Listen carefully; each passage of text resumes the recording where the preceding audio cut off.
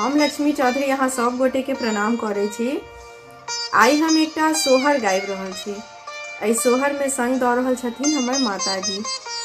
अपने तरफ से हमरा पूर्ण कोशिश रहत जे अहाँ सब गोटे के गीत नीक लागे और कोनो तरह के यदि त्रुटि भऽ जाए तो ओहि लेल हम क्षमा प्रार्थी छी। धन्यवाद। पाना का पात सना पातड़ी कुसुमा फूल सना सुंदर रे ललना रे माचिया बैसाला